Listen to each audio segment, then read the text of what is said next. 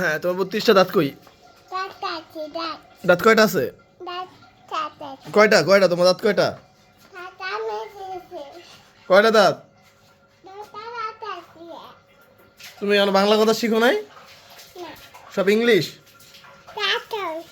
হ্যাঁ, দাঁত কয়টা এখানে? 4টা। এদিকে আসো, তুমি বাংলা কথা জানো? এদিকে আসো, তুমি আসো, দেখি এখানে আসো, কেমন বাংলা কথা বলো, বাংলা কথা বলো। এগুলো সব বাংলা? সব বাংলা বলছো?